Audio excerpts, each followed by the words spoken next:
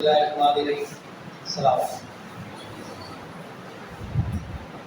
Python programming course जो है वो आज स्टार्ट हो रहा है। आज हमारी पहली क्लास है, तो हम 2-3 मिनट वेट करेंगे आज पहली क्लास की वजह से, और 3:35 तक चलना शुरू कर देंगे क्लास को। वरना में हमारी क्लास नॉर्मली टाइम पर शुरू होती है, और स्टार्ट की क्लास है उसमें जो बेसिक जो चीज़ें हैं वो बताई जाती हैं, तो उसको बेसिक बात किया जाए। आप लोग पहले से क्लास 15 मिनट पहले भी आ सकते हैं। मैं यहाँ पर मौजूद हूँ, जो भी क्लास होगी उसमें से आधा घंटा पहले मैं यहाँ पर आ जाता हूँ, सब चीज़ें अरेंज वगैरह कर रहा हूँ। तो आप लोग अगर पहले भी आने की कोई प्रॉब्लम नहीं है, यहाँ पर आप उसमें आकर बैठ सकते हैं। बस इस बात का ख्याल रखिएगा हमेशा, अगर कोर्स सही से करना चाहते हैं तो क्लास में वो टाइम पर दिया करें। सेकंड चीज़ ये कि अटेंडेंस के हवाले से ये है कि आपको सर्टिफिकेट इंस्टीट्यूट में जाने से मिलेगा। उसमें हमने शर्त रखी हुई है कि 90% अटेंडेंस आप लोगों की होगी तो ही आप लोगों को सर्टिफिकेट दिया जाएगा। मैंने मैसेज किया था ग्रुप के ऊपर कि आप लोग जो पाइथन की जो सेटअप है वो कर दें।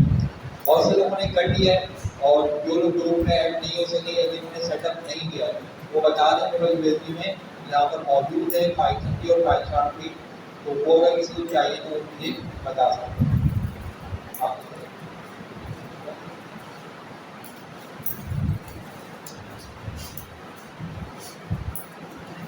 इसमें पाइथन है, पाइथन है, माइस्क्यूएल डेटाबेस है, और जो भी चीज़ है उसको मैंने एक्सक्लूड है।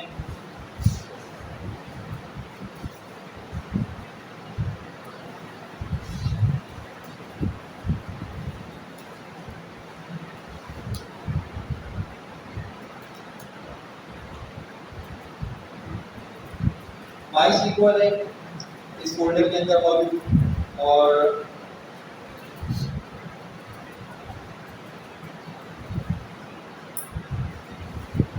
पाई चार्ट इसमें मौजूद है। पाई चार्ट के साथ में मैंने पाइथन के 3 वर्जन रखे हुए, 3.6, 3.9, 3.10। जो लास्ट टाइम जो कोर्स हमने कराया था यहाँ पर वो 3.10 था, तो इसका सेटअप भी रखा हुआ है। अभी मुझे पता नहीं इस पर कौन सा वर्जन चल रहा है, कौन सा वर्जन चल रहा है पाइथन का। आप लोगों ने कल प्रोजेक्ट डाउनलोड किया हुआ पाइथन 10.7। अच्छा, इसमें जो है मेरे पास वो ओल्ड वर्जन रखा हुआ है 3.6,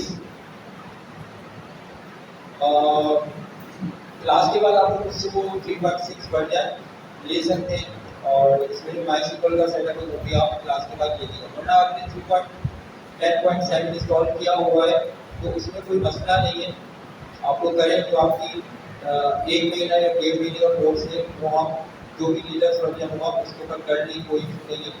लेकिन जब आप लाइब्रेरीज के ऊपर जब जाएंगे और लाइब्रेरीज जो यूज़ करना चाहेंगे तो उसमें बहुत सी लाइब्रेरीज ऐसी होती है जो ओल्ड वर्जन के लिए बनी होती है, तो फिर हमें ओल्ड वर्जन इंस्टॉल करना होगा।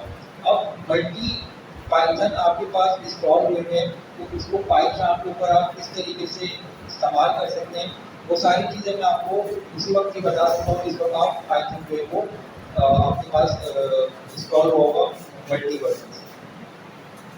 तो ये चीज़ हम यहाँ पर लिख लेते हैं। आप लोगों के पास है पाइथन इंस्टॉल हुआ है पाइथन लैपटॉप में?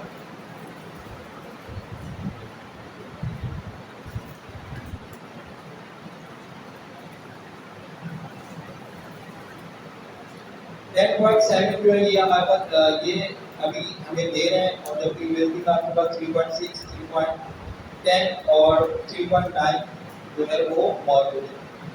तो आप लोग जो है कोई भी इस्तेमाल कर सकते हैं। 3.6 में जो है बहुत ज़्यादा जो मतलब लाइब्रेरीज है जो अच्छी वाली लाइब्रेरीज है 3.6 पर अच्छी चल रही होती है, तो ज़्यादातर मैं 3.6 ही करवा लेता हूँ, क्योंकि जो लाइब्रेरीज है वो 3.6 को बहुत अच्छा सपोर्ट करती होती है। कोई भी लाइब्रेरी नई जो बनती है जैसे 3.10 की नहीं बनी है तो वो 3.10 पे चलेगी। अब पाइथन ने नया वर्जन निकाला 3.11 निकाला कॉल कर, तो क्या होगा कि वो जो आपकी लाइब्रेरी उस पर नहीं चलेगी, ये एक मसला है। तो फिर आपने वही पुराने वर्जन के ऊपर अपना कोड करना होगा पाइथन के पुराने वर्जन पे। अब जब वो लाइब्रेरी अपडेट हो जाएगी तो फिर सही हो गया काम, फिर आप उसके ऊपर काम कर सकते हैं। ठीक है, स्टार्ट करेंगे आप। और सेटअप हमारा हर क्लास में होता है कि सॉल्यूशन वगैरह मैं कराता हूँ, आधा घंटा मेरा इसमें निकलता है हर क्लास में, जो भी न्यू कोर्स स्टार्ट होगा होता है। लेकिन लास्ट जो हमारे कोर्स दिया था उसमें मैंने ट्यूटोरियल बना दिया था, इसकी पहली क्लास जो मेरे लिए काफ़ी हेल्पफुल साबित हुई कि आप लोगों ने उसको देखा होगा। ठीक है, और उसके जरिए से सॉल्यूशन आप लोगों ने थोड़ी बहुत कर दी होगी। तो पाइथन के बाद पाइथन की वर्ड आ जाते हैं। पाइथन का जो सेटअप है उसमें सिर्फ एक चीज़ आपने जो है बहुत ज़रूरी रखनी है, ख्याल रखना है कि जब भी आप पाइथन को इंस्टॉल करेंगे, मैं यहाँ पर किसी भी एक वर्जन को दे देता हूँ, 3.9.8 दे देता हूँ, सही है। तो ये जो 3.9.8 है ये एक वर्जन आ गया। ठीक है,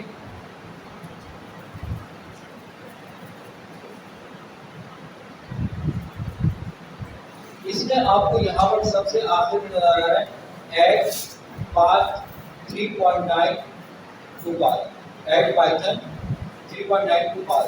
ये आपको एक मैसेज जो है चेक बॉक्स का, वो जब भी जो भी वर्जन आप इंस्टॉल करेंगे वहाँ पर ये मैसेज जो है वो अगर होगा। अगर आपने इसको चेक नहीं किया तो पाइथन के लिए मुसीबत हो जाएगी और पाइथन आपको कमांड लाइन पर काम करना पड़ेगा। तो आपको यहाँ पर इस जगह पर ये चेक कर लगाना जरूरी है, जो भी पाइथन का वर्जन आप इंस्टॉल करें और जब भी आप इंस्टॉल करें। सही है, जब ये इंस्टॉल हो जाएगा पाइथन आपका, जैसे इंस्टॉल आपने क्लिक करूँगा मैं और वो इंस्टॉल होना शुरू हो जाएगा। जब ये इंस्टॉल हो जाएगा उसके बाद हमारा जो दूसरा काम होता है,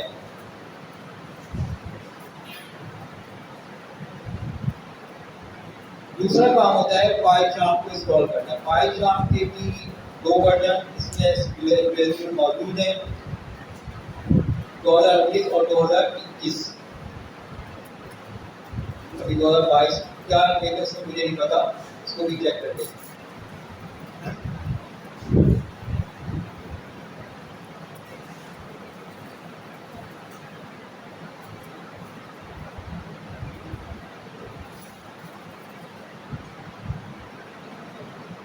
आप लोगों ने डाउनलोड करना होगा कम्युनिटी वर्जन को, सही है। जब डाउनलोड पे आप क्लिक करेंगे तो ये डाउनलोड होना शुरू होगा और इसका वर्जन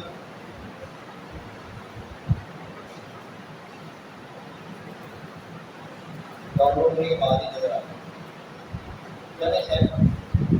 कोई भी वर्जन हमारे पास पाइथन का कोई भी वर्जन उसमें मसला नहीं है, तो कभी भी आप अपडेट इसको कर सकते हो, मैसेज भी आ जाता है पाइथन को अपडेट करने के हवाले से। जब पाइथन इंस्टॉल हो जाएगा आप लोगों को कोई मसला नहीं हो रहा, आपने पाइथन इंस्टॉल कर लिया है अपने अपने लैपटॉप में, ठीक है। तो आप और आपके पास जो लैपटॉप में प्रॉब्लम आती है उसको आप आज ही सॉल्व कर इस मसले को।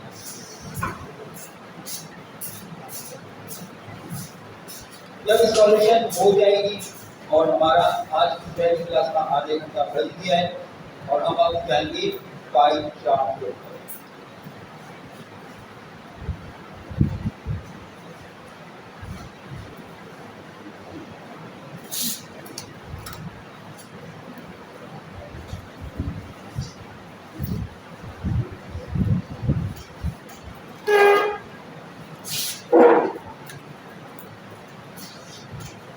मेरे पास 2021.3 जो है ये इसका कम्युनिटी वर्जन पाइथन का इंस्टॉल हुआ है। आप लोगों को नहीं पता कौन सा वर्जन इंस्टॉल हुआ, शायद कोई भी मसला नहीं है, आप कोई भी वर्जन इंस्टॉल कर सकते हैं।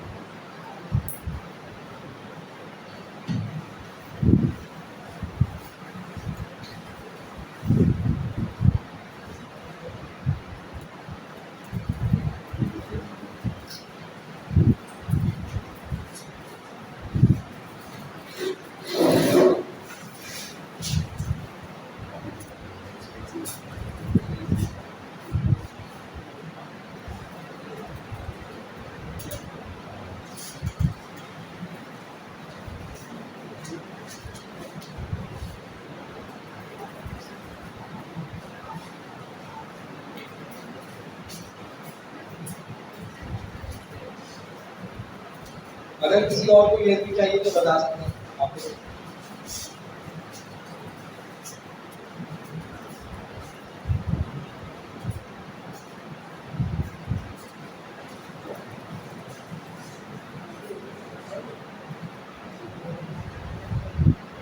कोर्स आउटलाइन तो आप लोगों ने देखी होगी ना, इसको रिपीट करने की जरूरत नहीं होगी। आप लोग यहाँ पर क्या पढ़ेंगे बताइए।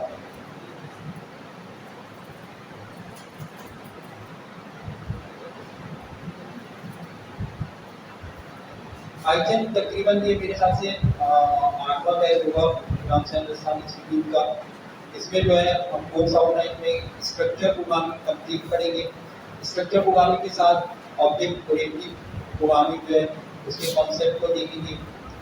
पाई में एक लाइब्रेरी है उसको देखेंगे। पाई फॉर्मेटा आखिर में टाइम बचेगा तो कर लेंगे, क्योंकि वो आप लोग मतलब की चीज़ वो बेसिकली रोबोटिक्स में इस्तेमाल होती है। कि अगर आप कोई माइक्रो कंट्रोलर रखा हुआ आपका जैसे आरडीयू, तो उसके जरिए आप उसको इंटीग्रेट पाइथन के जरिए कैसे कर सकते हैं, कराऊंगा मैं टाइम लगेगा।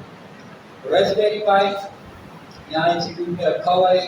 जब मैंने खरीदा था उस वक्त उसकी कीमत थी शायद 10,000 रुपये इंस्टीट्यूट के लिए। अभी उसकी कीमत 25,000 हो गई। रास्पबेरी पाई आपको पता ही है, किसी को पता है रास्पबेरी पाई क्या है? इधर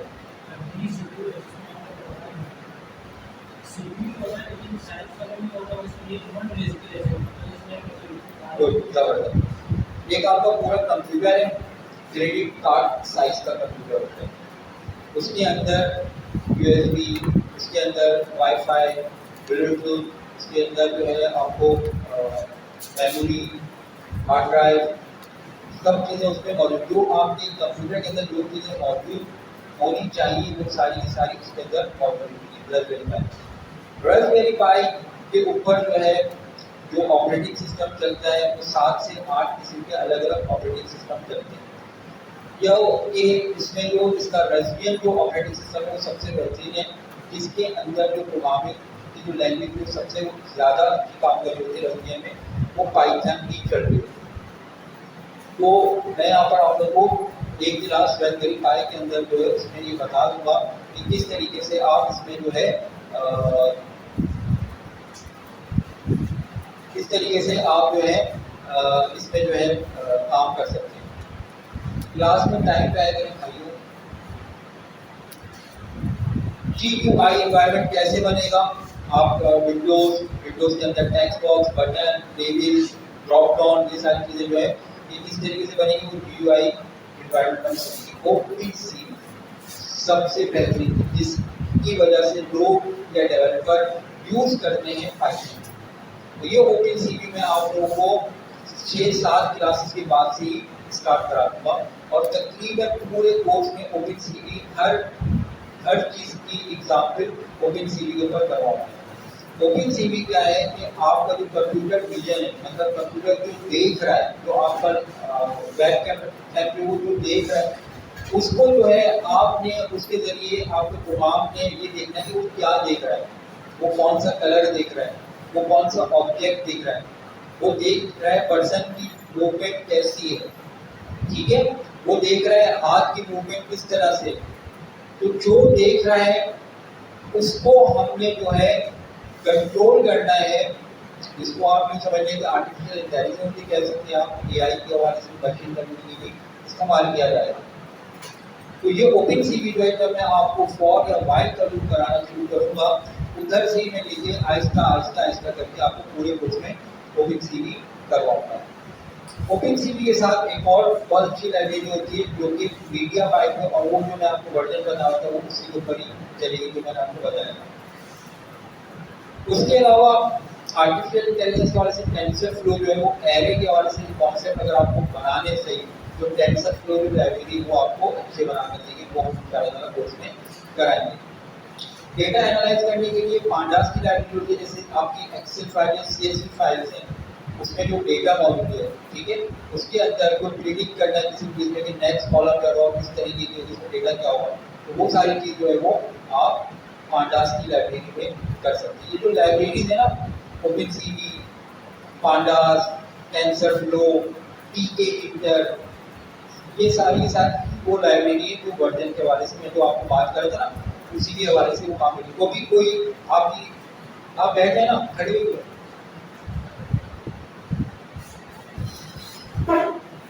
तो मैं आपको बात कर रहा, जैसे आपने 3.10.7 यही आप लोगों ने सॉल्व किया है ना, तो हो सकता है ओपन सीरीज पर ना चले, क्यों नहीं चले? मैंने कहा हो सकता है, मुझे नहीं पता, और हो सकता है ओपन सीरीज अपडेट होगी, तो बहुत बड़ी लाइब्रेरी है, इंटेल की लाइब्रेरी ओपन सीरीज बहुत बड़ी लाइब्रेरी है। हो सकता है वो जैसे ही कोई पाइथन का वर्जन आ रहा हो वो अपने आप को अपडेट कर दे। ओपन सीरीज तो खैर बहुत बड़ी, बाकी तो खैर इतनी बड़ी लाइब्रेरीज नहीं है। तो जैसे ही अगर जैसे ओपनसीवी में मिसाल दे रहा हूँ आप लोगों को समझने के लिए, ओपनसीवी वो बनाई गई 3.6 पर, ठीक है। आपका जब आप नया वर्जन इंस्टॉल करेंगे पाइथन का, तो ओपनसीवी इस पर नहीं चलेगा अगर ओपनसीवी अपडेट नहीं हुई तो। मेरी बात समझ में आ रही? तो इस वजह से वर्जन का फर्क होता है। आप मल्टी वर्जन अपने पास इंस्टॉल करके पाइथन से सिलेक्ट कर सकते हैं कि मेरा प्रोजेक्ट कौन से वर्जन के लिए बन रहा है, 3.6, 3.9, 3.7, 3.8, इस वर्जन के ऊपर चाहे आप उसको सिलेक्ट करेंगे, आपका प्रोजेक्ट उसी के ऊपर क्रिएट होगा, क्रिएट टाइम के बाद। ईवी जो है इतनी ज़्यादा स्ट्रॉन्ग नहीं है, मगर क्या है कि मोबाइल एप्लीकेशन के हवाले से थोड़ा कॉन्सेप्ट दे दूँगा, ईवी की लाइब्रेरी के हवाले से ज़्यादा नहीं, एक क्लास होगी मैक्सिमम। जेंगो डी जेंगो लिखा हुआ है, डी साइलेंट है, तो इसको इस वजह से इसको जेंगो पढ़ा जाता है। तो और जेंगो ही बोलिएगा, आपको कहीं इंटरव्यू वगैरह में ना डी जेंगो मत बोलिएगा, बोले कहाँ से पढ़ के आ रहा हूँ, तो जेंगो ही बोलिएगा। तो जेंगो जो होता है वो है आपका वेब सर्वर, यानी कि आप कोई ऐसी एप्लीकेशन बनाना चाहते हैं कि जो डायनेमिक हो, जिसके ऊपर कैलकुलेशन हो सकती हो, डेटाबेस से वैल्यू आ सकती हो, कोई आपका AI रिलेटेड बॉट हो, चैट बॉट, इस तरह की चीज़ें जो है वो आप जेंगो के हवाले से आप उसका UI जेंगो के ऊपर डिज़ाइन कर सकते हैं। या ओपनसीवी के ऊपर आपने कोई प्रोजेक्ट करा हुआ है और आप उसका रिजल्ट जेंगो पर लेकर जाना चाहते हैं, तो आप उसको जो है मिक्सअप कर सकते हैं। MySQL डेटाबेस कराऊंगा मैं आप लोगों को। डेटाबेस किस किस की हुई है, किसी को पता है डेटाबेस के बारे में?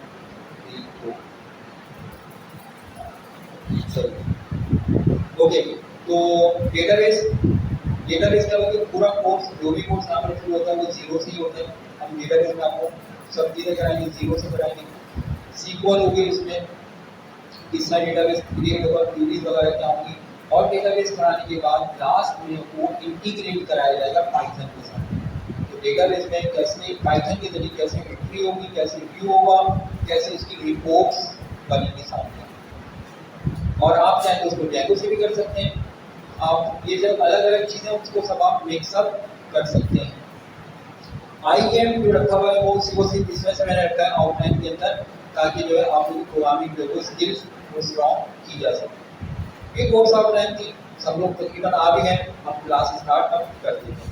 लेकिन मैं फिर आप लोगों को बता रहा हूँ, नेक्स्ट क्लास में 2 स्टूडेंट होंगे, मैं क्लास शुरू कर दूँगा, और इसका नुकसान उन्हीं लोगों को पता होगा कि आप लोगों ने कितना किया होगा क्लास में देखना। अटेंडेंस वाले से मैं रिपीट अगेन करूँगा, 90% अटेंडेंस होगी तो सर्टिफिकेट मिलेगा, वरना सर्टिफिकेट नहीं दिया जाएगा। क्लास स्टार्ट करते हैं। अच्छा, कल का ऑफ है, ग्रुप पे मैंने बता दिया था, दोबारा से जो ग्रुप में ऐड नहीं होंगे, तो कल ईद मिलाद-उन-नबी के हवाले से जो है वो कल ऑफ होगा। ठीक है, तो ये मेरे पास फाइल शार्प जो है वो ओपन हो गया है। फाइल शार्प ओपन करने के बाद मैं क्या करूँगा, फाइल में जाऊँगा और मैं क्या करूँगा, न्यू प्रोजेक्ट के ऊपर क्लिक करूँगा। एग्रीमेंट में थोड़ा ऑन कर देगा ताकि आप लोग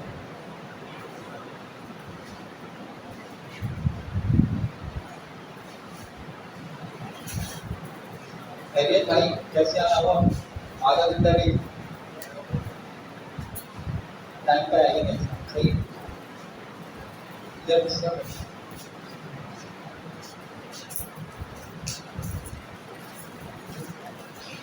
5 में हम जाएंगे कहाँ पर, न्यू प्रोजेक्ट के पास। न्यू प्रोजेक्ट में जब हम क्लिक करेंगे,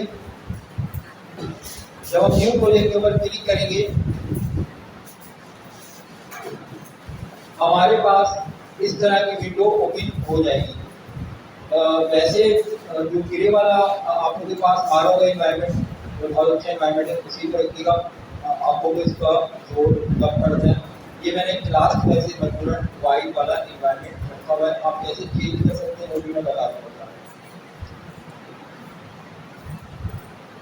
लोकेशन कहाँ पर रखना चाहते हैं भैया? मैंने कहा कि डी ड्राइव में पाइथन अंडरस्कोर प्रोजेक्ट्स के अंदर ये जो पाइथन का प्रोजेक्ट है ये आप इसके अंदर फाइल को क्रिएट करते हैं, ठीक है। मैं यहाँ पर ये की जगह पर देता हूँ d:\\, पता है ना क्या होता है? d:\\, का मतलब पता है क्या होता है? डी ड्राइव, ठीक है। पाथ में डी ड्राइव की बात की जाती है। अगर मैं c:\\, लिखूंगा तो इसका मतलब क्या है कि सी ड्राइव की बात की जा रही है। तो मैं यहाँ पर क्या करूँगा, डी ड्राइव :\, इसका मतलब क्या होता है कि ये डी ड्राइव की बात की जा रही है। डी ड्राइव में एक फोल्डर बना हुआ है जिसका नाम है पाइथन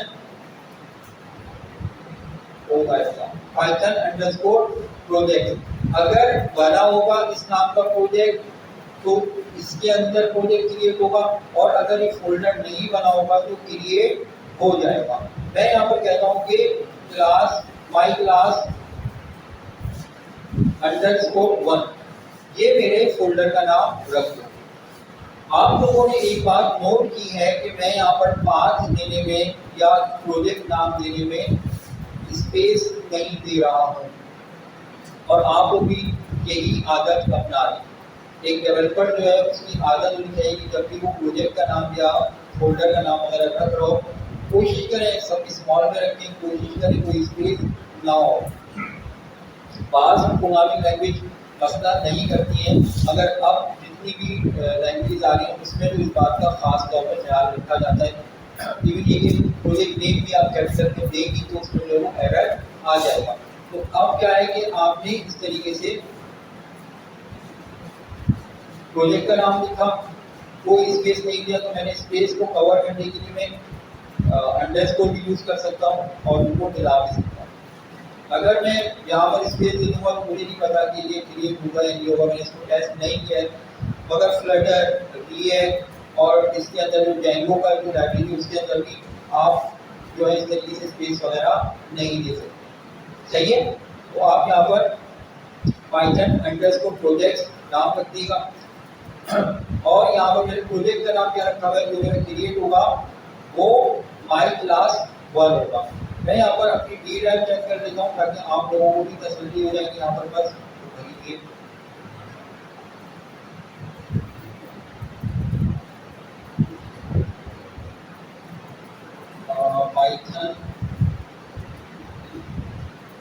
पाइथन प्रोजेक्ट्स ये रहा, एक फोल्डर बना हुआ है मेरे पास, और इसके अंदर एक टेस्ट नाम का जो है वो फोल्डर बना हुआ है, सही।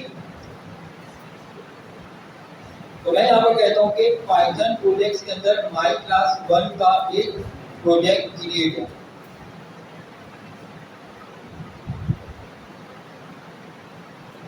यहाँ पर ये बोल रहा है वर्चुअल इन्वायरमेंट बनाना चाहते हैं आप या नहीं, ठीक है। तो आप यहाँ पर इस जगह पर जो सिलेक्शन रखेंगे वो इसकी वर्चुअल इन्वायरमेंट की सिलेक्ट रखिएगा हमेशा। वर्चुअल इन्वायरमेंट सिलेक्ट करने का फायदा क्या होता है? फायदा ये होता है कि मेरे साथ एक दफ़ा प्रैक्टिकली हुआ है मसला, और वो ये हुआ है कि एक लाइब्रेरी मैंने दूसरी लाइब्रेरी के साथ कॉन्फ्लिक्ट कर ली थी। तो मेरा वर्चुअल बना होने की वजह से क्या हुआ कि फायदा होगा मेरे दूसरे प्रोजेक्ट डिस्टर्ब नहीं हो। मैंने गलत किसी भी लाइब्रेरी की वो इंस्टॉल कर दी, और वो जो है चीज़ों की डेढ़ मार दी, मतलब काम कर रहा था PI के हवाले से काम कर रहा था। तो वर्चुअल इन्वायरमेंट पे रहेंगे और कोई आप लाइब्रेरी इंस्टॉल कर रहे हैं, आपने नेट से पढ़ा किसी की प्रैक्टिस करनी है वो, और आपने इंस्टॉलेशन चला दी उसकी, इंस्टॉल होने के बाद जो आपका डिस्टर्ब होगा प्रोजेक्ट, तो वो आपका वर्चुअल इन्वायरमेंट में ही डिस्टर्ब होगा, आपकी जो बाहर की दुनिया है वो खराब नहीं होगी। तो आप लोगों ने सिलेक्ट करना है इसको, वर्चुअल इन्वायरमेंट को सिलेक्ट करना है। उसकी वजह ये कि जो भी आप लाइब्रेरी इंस्टॉल करेंगे वो उस प्रोजेक्ट के हवाले से होगी। अगर आप वर्चुअल इन्वायरमेंट के ऊपर प्रोजेक्ट नहीं बनाएंगे तो होगा ये कि जैसे OpenCV आपने इंस्टॉल किया अपने प्रोजेक्ट के लिए, तो वो जितने भी अब आप प्रोजेक्ट क्रिएट करेंगे ना उसमें OpenCV चलता हुआ आ रहा हो, जबकि उसमें प्रोजेक्ट की ज़रूरत हो या ना हो। तो आप लोग अगर आपने वो वर्चुअल एनवायरनमेंट बनाएंगे तो आपका उसी ही प्रोजेक्ट के अंदर वो लाइब्रेरी शुरू होकर वहीं पे खत्म हो जाएगी। पाइथन का सेटअप और पाइथन का सेटअप सबों ने इंस्टॉल कर लिया है ना? कर लिया है ना? आपने नहीं किया? आपको ग्रुप में है आप है? ग्रुप में है तो उसमें ट्यूटोरियल मैंने बनाया हुआ है, इसको आप देखिएगा। उसमें मैंने कंप्लीट तरीका बताया हुआ है सॉल्व का। उसके अलावा यूएसबी भी रखी, अगर चाहिए तो यूएसबी ले लें, उसमें से आप इंस्टॉल कर लेंगे। क्योंकि अब हम स्टार्ट करें कोर्स। आगे इतनी देर से क्यों आए आप लोग? देर से क्यों आए? ट्रैफिक। हर कोई यही बोलता है कुछ और, नेक्स्ट टाइम कुछ और बोले। चलिए आगे यहाँ मोहम्मद वैसे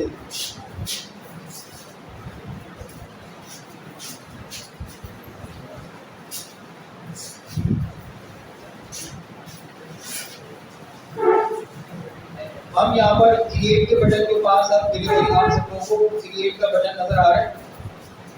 ठीक है, क्रिएट के ऊपर क्लिक कर दूंगा मैं। अच्छा देखिए, ये रहा वो ड्रॉप डाउन जो मैं वर्जन आपको बता रहा हूँ।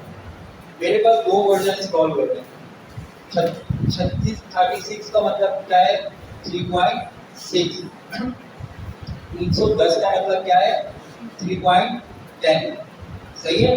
तो मैं यहाँ पर अगर अपना प्रोजेक्ट जो भी यहाँ पर वर्जन सेलेक्ट करूँगा, मेरा प्रोजेक्ट उसी की पाइथन वर्जन पे क्रिएट होगा। सही है। मैंने अभी ये रखा हुआ है, ठीक है भाई, मैं चला देता हूँ, क्रिएट कर दूँ, लेकिन मुझे पता है कि मेरे पास एक क्लाइंट आया, मुझे प्रोजेक्ट बनवाना है ओपनसीवी का। मैं एग्जाम्पल के तौर पर ओपनसीवी का नाम ले रहा हूँ, इसको मैं कोड मत कर देगा। ओपनसीवी बहुत बड़ी लाइब्रेरी। आपने आपके क्लाइंट अगर मुझे ओपनसीवी के ऊपर एक प्रोजेक्ट बनाना है, अब आपको पता है कि 3.10 जो है वो ओपनसीवी नहीं चलाएगा, तो आप क्या करेंगे? आपके पास यहाँ पर ऑप्शन है, यहाँ से 3.6 सेलेक्ट करके क्रिएट प्रोजेक्ट करें। ठीक है, तो कोई भी वर्जन ले लें और क्रिएट। अगर आपका प्रोजेक्ट ऑलरेडी कोई टॉपिक हुआ होगा तो वो बोलेगा आप इसी विंडो के अंदर ही क्रिएट करना चाहते हैं या कोई नई विंडो आप ओपन करना चाहते हैं। बाज़ बार कॉपी पेस्ट भी चल रहा होता है साथ के साथ। तो अगर 2 विंडो में करना है तो 2 विंडो कर दिया, वरना आप दिस विंडो ही कर दें इसको, बाकी जो चीज़ें इसको छोड़ दें।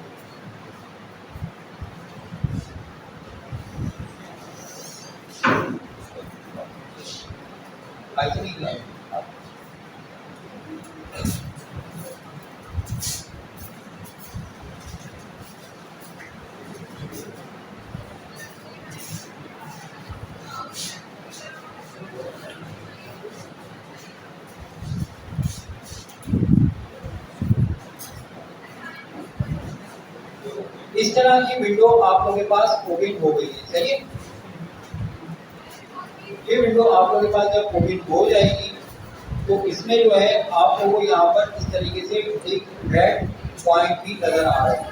इसका मतलब क्या है? ये ब्रेक पॉइंट, ये कोई एरर वगैरह नहीं है यहाँ पर। इसका मतलब ये हो रहा है कि यहाँ पर आपका जो प्रोजेक्ट है आप इसको डीबग करना चाहते हैं, उसकी वैल्यू क्या आनी चाहिए वो देखना चाहते हैं।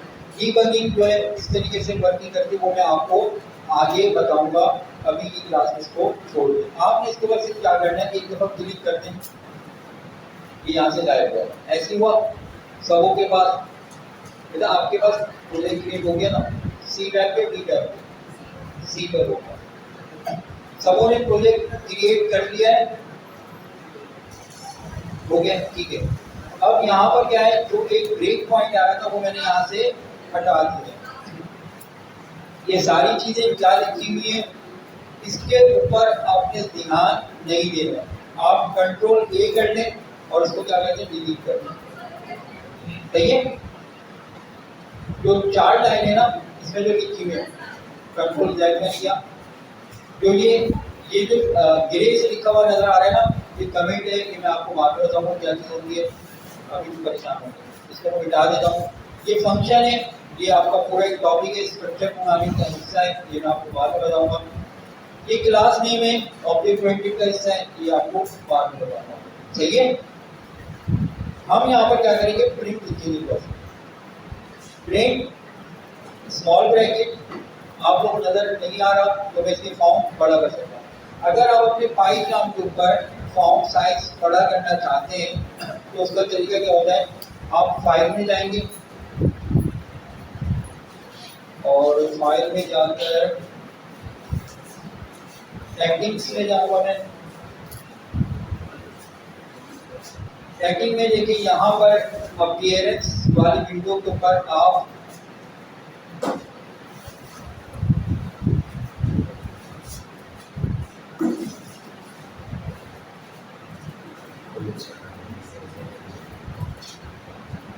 सेटिंग वाले विंडो में आपके पास जो अपीयरेंस है, अपीयरेंस के ऊपर जो है यहाँ पर ये जो हिस्सा है जो मैं आपको बता रहा था कि आप जो है लाइट वर्जन यूज करना चाह रहे हैं, डार्क वर्जन यूज करना चाह रहे हैं, ठीक है। ये है वो इन्वायरमेंट का वाला। मैं घर में जो है ये वाला यूज करता हूँ। अगर आपको ये वाला पसंद हो तो ये क्या इस्तेमाल कर सकते हैं, ठीक है। यदि मुझे ये वाला पसंद है और क्लास में मुझे ये रखना पड़ता है ताकि आप लोगों को सही से प्रोजेक्टर में नजर आ सके। उसके अलावा एडिटर में सिलेक्ट करूंगा, ये एडिटर लिखा हुआ है। एडिटर के अंदर फॉर्म का एक ऑप्शन नजर आ रहा है। आप लोग कुछ नहीं करिएगा, मैं सिर्फ आप लोगों को समझाने के लिए बता रहा हूं। फॉर्म के अंदर मैं 50 कर लूंगा तो ये फॉर्म साइज अब बड़ा हो गया, मुझे दूर तक नजर आ रहा होगा, ठीक है। समझ में आ रहा है आप सब लोगों को। प्रिंट एक फंक्शन है, पाइथन का फंक्शन है। इसके अंदर सिंगल कोटेशन में या डबल कोटेशन में जो भी दिया जाएगा वो एज इट इज प्रिंट कर देगा, सही है। अब यहाँ पर इसको मैं कैसे रन करूंगा, यहाँ पर आपको नजर आ रहा है कि प्ले का बटन पाई चार्ट के अंदर, ठीक है। आप इसके ऊपर जब क्लिक करेंगे तो आपको ये आउटपुट इस तरीके से नजर आ गया है पाइथन, सही है। परेशान तो नहीं इस इन्वायरमेंट से कि चार्ट साइज लेकिन और इस तरह के बोरियत वाली चीज रहती है। ये असल में वो डॉट वाला नहीं है, इसको ड्रैग एंड ड्रॉप किया और हमने फौरन काम करना शुरू कर दिया। इसके लिए हमें अगर UI की चाहिए होगा उसके लिए हमें इन्वायरमेंट लाइब्रेरी जो है वो इंस्टॉल करनी होगी, जो कि मैंने आपको बताया कोर्स आपको बताते हुए कि टीके की लाइब्रेरी हम इस्तेमाल करेंगे, उसके जरिए फॉर्म का UI वगैरह डिजाइन होगा। ओके, तो अगर आप कोई भी चीज़ प्रिंट करवाना चाहते हैं तो आप इस तरीके से करेंगे, साथ साथ चलते रहेंगे। प्रिंट का सिंगल कोटेशन में दे दें या डबल कोटेशन में दे दें, कोई फर्क नहीं है। सी में ये मसला आता है, सिंगल कोटेशन में कैरेक्टर होता है, डबल कोटेशन में स्ट्रिंग होता है। पाइथन में सिंगल कोटेशन दें या डबल कोटेशन दें, दोनों को वो कंसीडर करता है कि ये एक स्ट्रिंग है, सही है। स्ट्रिंग क्या होता है,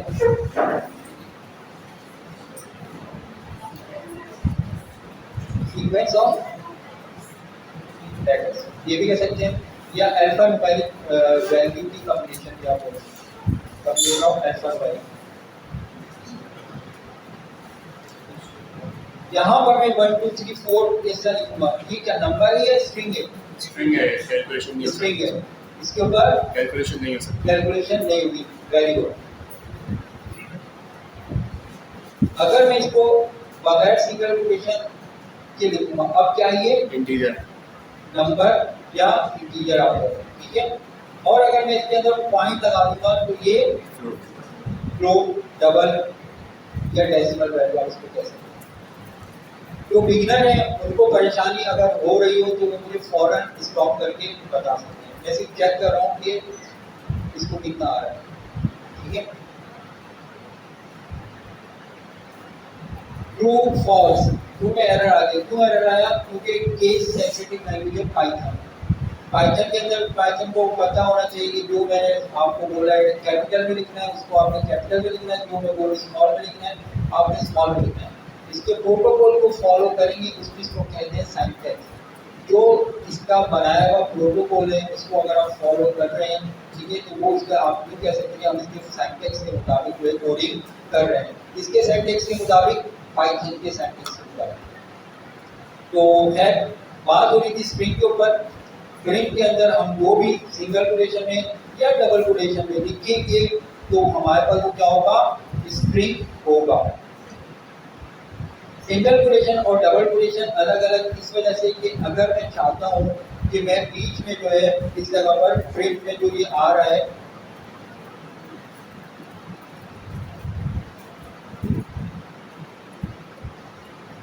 मैं चाहता हूँ कि इस जगह पर आई एच हेलो एच के बाद जो है इस तरीके से एक सिंगल कोटेशन आ जाए प्रिंट टाइम पर। तो जब मैं ऐसा करने जाऊंगा तो ये एरर दे देगा, और ये एरर सामने नजर आ रहा है। और वो एरर क्या दे रहा है यहाँ पर कि आप इसको गलत जगह पर इस्तेमाल कर रहे हैं सिंगल कोटेशन। अब हमारी मजबूरी क्या, हमें प्रिंट करना है, क्लाइंट ने बोला हमें प्रिंट करवा के देना है सिंगल कोटेशन। जब ऐसी सूरत हाल होगी तो सिंपल सी बात है कि आप डबल कोटेशन में स्ट्रिंग बना लें, और अगर आपको डबल कोटेशन देना है स्ट्रिंग के अंदर तो आप उसको सिंगल कोटेशन में स्ट्रिंग को बना लें।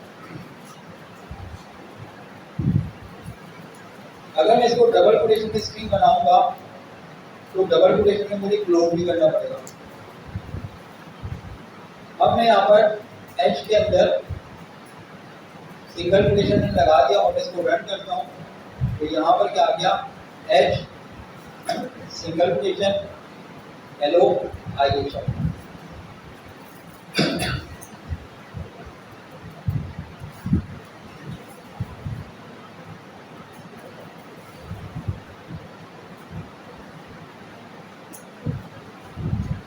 ये प्रिंट की कुछ बातें थी जो मैंने आपको बता दिया है।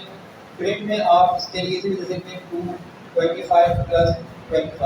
आउटपुट क्या आएगा, दोनों नंबर हैं तो आंसर क्या आएगा, देखिए दोनों आउटपुट क्या आएगा, एज इट इज आएगा। क्या आएगा आउटपुट, एज इट इज। सही है, एज इट इज क्यों आएगा, इन्होंने बोला है, जो आप लोगों ने बोला सिंगल कोटेशन लगा दिया तो ये प्लस हो या 2 हो 5 हो या कुछ भी कीबोर्ड पर मौजूद कैरेक्टर हो वो सब एज इट इज आ जाएगा। तो भी इसमें आप इसको देंगे वो एज इट इज आ जाएगा। सही है,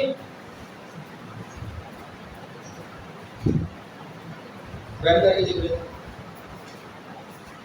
कोई भी सवाल हो, देखिए आप लोग अगर सब बिगनर्स, ज़्यादातर बिगनर्स हैं, क्लास में अगर एक आध कोई आ जाता है ना जीता तो आप लोग जो है क्या नाम है ऐसा नहीं ऑलरेडी हम बोलना बंद करते हैं। ठीक है, तो मैं तो पढ़ा रहा हूँ, आप लोगों को बिगनर समझ।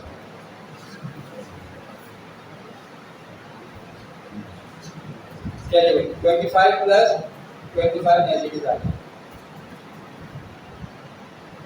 अब आउटपुट क्या आएगा, 25 प्लस 25 को अलग तोड़ दिया, इधर से अलग तोड़ दिया, बीच में प्लस लगा, कॉन्कैटिनेट हो जाएगा, आपस में मर्ज हो जाएगा। दोनों हमारे नंबर जो थे वो स्ट्रिंग फॉर्म में थे तो वो दोनों आपस में मर्ज हो गए, इसने कोई कैलकुलेशन नहीं की है। मैं यहाँ पर अगर कोई भी चीज लिखूंगा तो जो भी दो स्ट्रिंग होगा ये तमाम प्रोग्राम में केवल होता है तकरीबन, एक्सपेरिमेंट मेरे ख्याल से होगा। जब दो स्ट्रिंग के दरमियान प्लस साइन आ जाएगी तो इसका मतलब क्या होगा कि दोनों आपस में मर्ज हो जाएंगे। ठीक है, 25 स्ट्रिंग है x प्लस 5, आउटपुट क्या आएगा, x 5 आएगा। ठीक है, अब क्या आएगा आउटपुट, अब एरर आएगा। एरर आया, क्यों एरर आया, क्योंकि अलग अलग डेटा टाइप्स कॉन्कैटिनेट नहीं हो सकते, क्योंकि डेटा टाइप अलग अलग है। यहाँ पर ये क्या है, स्ट्रिंग है, और ये क्या चीज है, नंबर है। स्ट्रिंग और नंबर आपस में सम नहीं हो सकता। ठीक है, तो अगर मैं यहाँ पर इस तरीके से लिखूंगा तो आउटपुट क्या आएगा, 10। दोनों नंबर हो या दोनों तरफ स्ट्रिंग हो, तो आपस में सम या मर्ज हो सकते हैं। नंबर होगा तो क्या होगा, सम, सही है। और अगर जो है स्ट्रिंग होगा तो क्या होगा, मर्ज।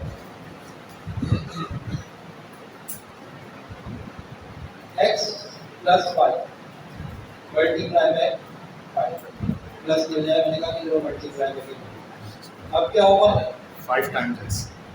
अब हमारे पास ये जो है क्या नाम है, पाइथन का फीचर है कि इस जगह पर आप अगर प्रिंट के अंदर किसी भी स्ट्रिंग को मल्टीप्लाई करेंगे किसी भी नंबर से तो वो प्रिंट के अंदर इतनी दफा आ जाएगा। तो मैंने यहाँ पर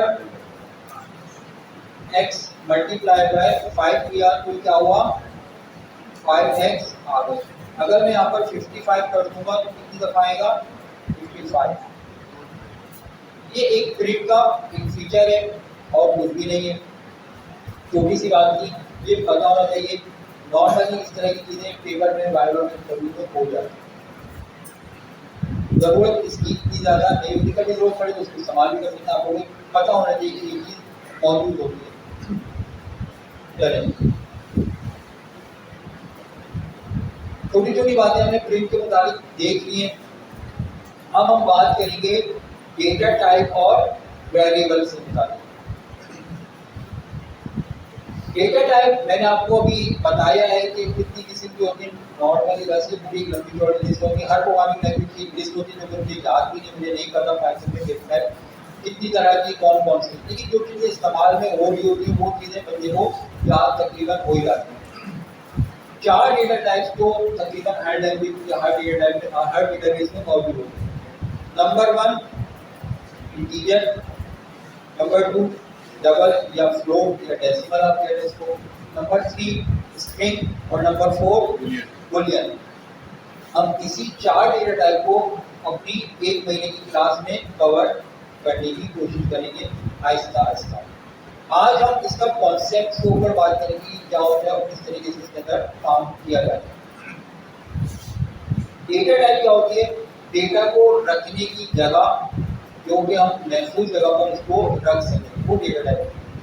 सी में, एल्फी में, जावा में, विजुअल बेसिक में, तमाम प्रोग्रामिंग लैंग्वेजेस के अंदर जो मैंने नाम लिया है उसके अंदर वेरिएबल डिक्लेयर करते हुए डेटा टाइप डिफाइन करना ज़रूरी था।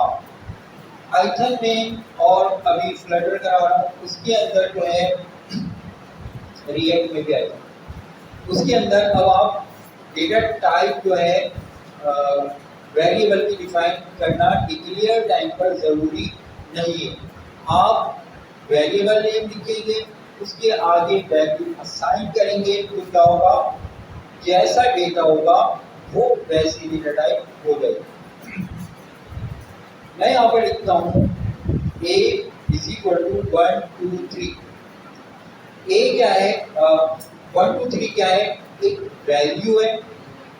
वैल्यू आपकी नंबर भी हो सकती है, वैल्यू आपकी स्ट्रिंग भी हो सकती है, वैल्यू बुलियन भी हो सकती है, वैल्यू डेसिमल भी हो सकती है, और आगे क्लास के सेंस के ऊपर जाके थोड़ी अलग ही दुनिया।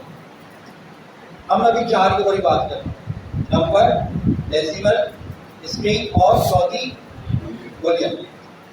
ये भी हो सकती है, ऐसे भी हो सकती है वैल्यू,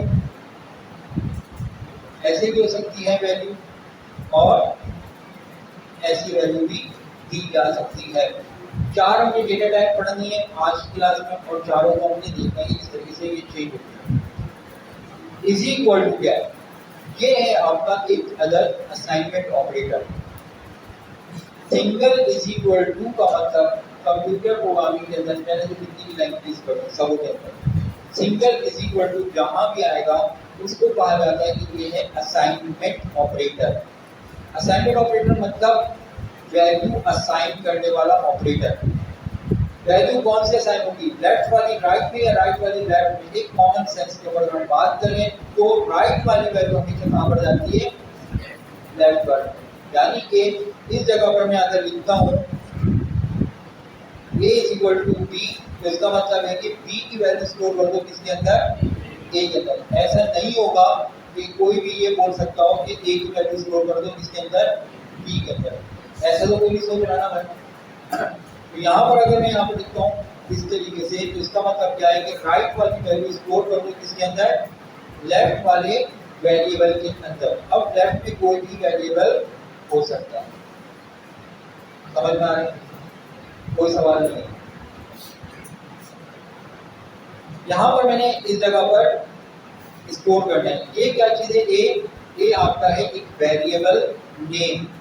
वेरिएबल नेम क्या होता है, वेरिएबल नेम बिल्कुल उसी तरीके से होता है जैसे कि एक घर के ऊपर नेम प्लेट लगी हुई हो।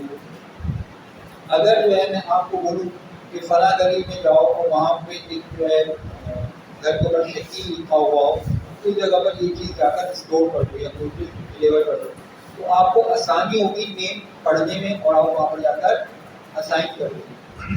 ठीक है, तो यहाँ पर बिल्कुल इसी तरीके से वेरिएबल नेम जो है, ये जब आप लिखते हैं a इज इक्वल टू 1 2 3, इसका मतलब क्या होता है, मेमोरी के अंदर एक जगह एलोकेट हो गई, ए के ऊपर ए की नेम प्लेट उस जगह पर लग गई। अब आपके पूरे प्रोजेक्ट में जो जो चल रहा होगा ऊपर से नीचे की तरफ होगा, में इसमें जहाँ भी आप ए बोलेंगे तो वो उसी ए के अंदर जाकर वैल्यू को स्टोर करता रहेगा। देखिए, तो मैं यहाँ पर अगर कहता हूँ 1 2 3 1 3 2, तो एक मेमोरी के अंदर जगह बनेगी, क्रिएट होगी, उसके ऊपर नेम प्लेट लग जाएगी ए, और उसके अंदर वैल्यू स्टोर हो जाएगी डिस्प्ले टाइम पर 1 2 3 जो भी आप इसके अंदर वैल्यू स्टोर करेगा। मैं कहता हूँ कि भाई प्रिंट करो ए की वैल्यू, तो इसका मतलब क्या है, ए की वैल्यू प्रिंट हो जाएगी। मैं यहाँ पर अगर रन करता हूँ तो ये 1 2 3 इस तरह से आ गया। ये क्या हो रहा है, ए वेरिएबल की वैल्यू लेकर आ रहा है। अगर मैं यहाँ पर सिंगल कोटेशन में लिखता हूँ तो इसका मतलब क्या होगा, ए एज इट इज प्रिंट होगा, क्योंकि सिंगल कोटेशन के अंदर मैंने इसको लिखा होगा।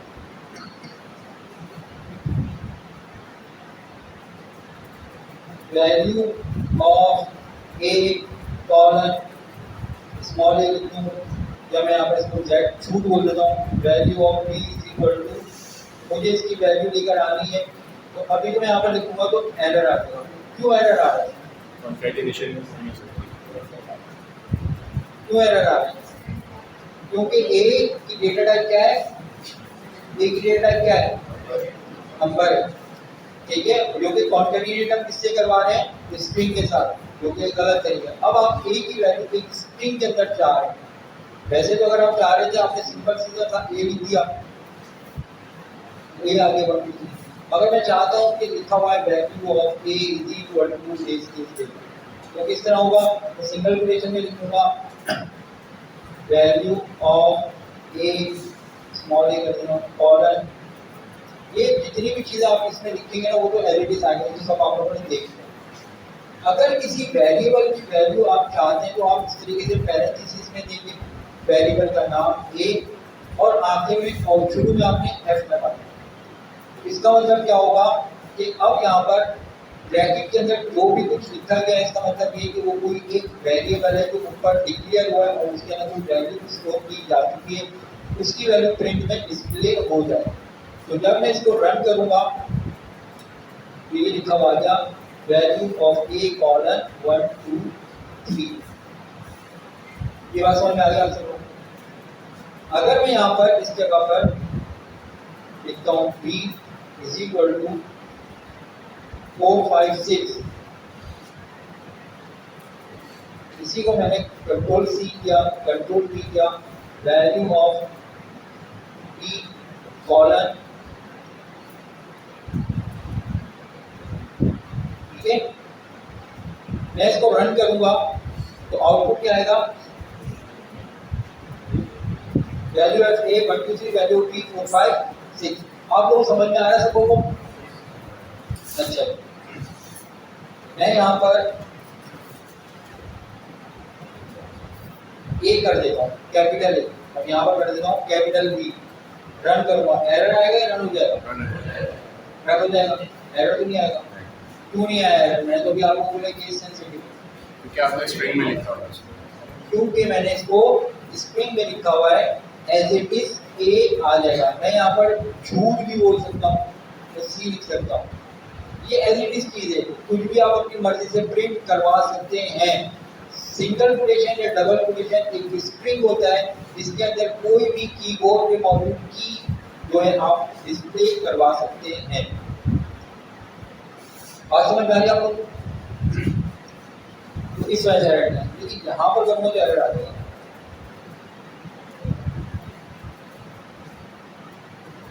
अब एरर आ गया, क्यों एरर आया? डिक्लेयर्ड वेरिएबल गलत यूज किया। वेरिएबल हमने डिक्लेयर किसमें किया है? स्मॉल में। और कॉलम किसमें कर रहे हैं? कैपिटल में। ये सेंसिटिव लैंग्वेज है, पाइथन आपको मशवरा देगा कि जो मेरा सिंटैक्स है वो आपने कंप्लीट करना सही है। ये और यहाँ पर आएगा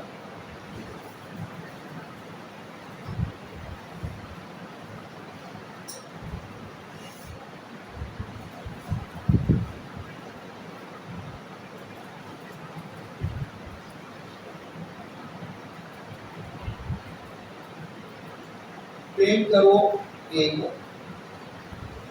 अभी आप लोग कुछ लिखिएगा नहीं, मैं आप लोगों को पूरा मौका दूंगा, पहले समझ लें। मैं आपको 5 मिनट पूरा दूंगा, आप लोग आराम से लिखिएगा। 12 टाइम में एक साथ लिखने समझ लें पूरा। अच्छा जी, तीसरी लाइन का आउटपुट क्या आएगा? 1 2 3 आएगा, सही है। a is equal to 8 9 10 print करो ए की वैल्यू 8 9 10 आ जाएगा। पुरानी वैल्यू रिप्लेस हो गई है, सही है। जो चीज बड़ी जबरदस्त है वो ये है,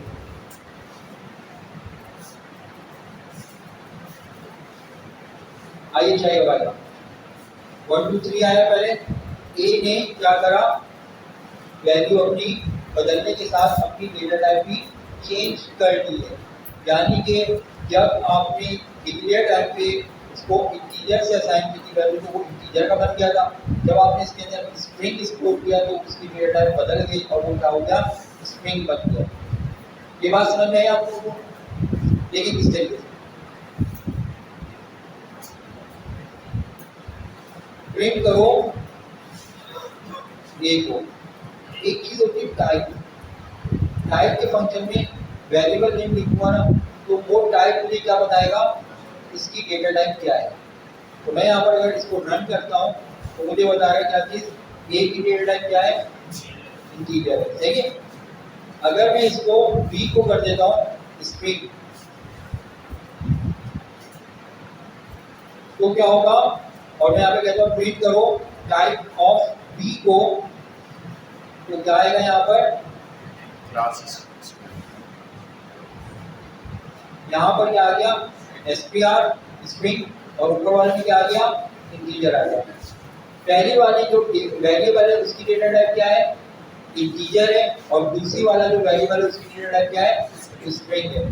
अगर मैं यहाँ पर कहता हूँ a is equal to X Y Z और प्रिंट करो टाइप इसकी a, तो आउटपुट क्या आएगा मेरे पास? ए की टाइप। तो ए का डेटा बदला है, तो जब डेटा की टाइप बदलेगी तो वो अपनी टाइप भी बदल देगा। तो अब जो है ए की डेटा टाइप क्या आ जाएगी? स्ट्रिंग। ये आपके पास स्ट्रिंग और ऊपर आ रहा है इंट आ रहा है, क्योंकि उससे पहले जो है इसकी वैल्यू नहीं बदली, इस वजह से वो अपनी डेटा भी नहीं बदल रहा। समझ में आई बात आपको? और अगर किसकी समझ में आया वो बाद में बोलेगा सर को समझ में आया, तो वो दूसरी बात है। अगर जिसकी समझ में आ रहा है वो बोला। अरे देखिए जबरदस्त चीज होगी। अच्छा खासा कोड था, ये एरर पता नहीं क्यों आ रही है। स्पेस दिया था। क्यों दिया है? क्यों आया एरर? स्पेस दे दिया।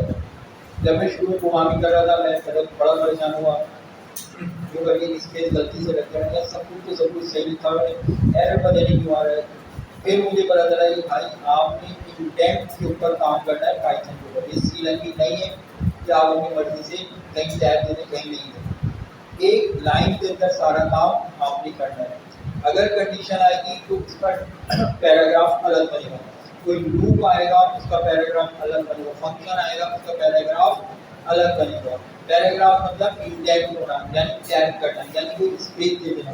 तो अगर आप कोई भी स्पेस दे देंगे इस जगह पर चलते फिरते तो आपका यहाँ पर एरर आ जाएगा और आपको खुद भी नहीं पता होगा कि एरर क्यों आ रहा है। और मेरे पास स्क्रीनशॉट्स आएंगे आज की क्लास के बाद के सर एरर आ रहे हैं, उसमें से आधे एरर यही होंगे। सही है? अच्छा जी,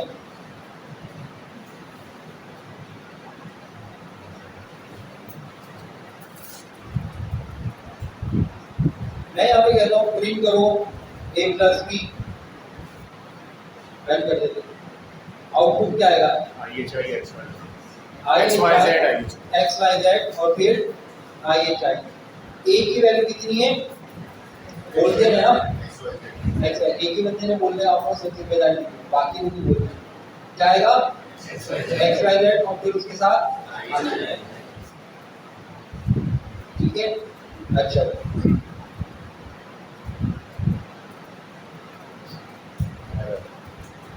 अब क्या होगा?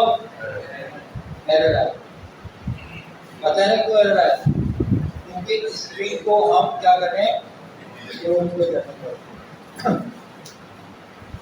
तो हम ऐसा करते हैं IHI की जगह हम लिख देते हैं 25.5। अब तो नहीं आना चाहिए एरर, अभी भी स्ट्रिंग है, अभी भी एरर आ रहा है। क्यों एरर आ रहा है? स्ट्रिंग है।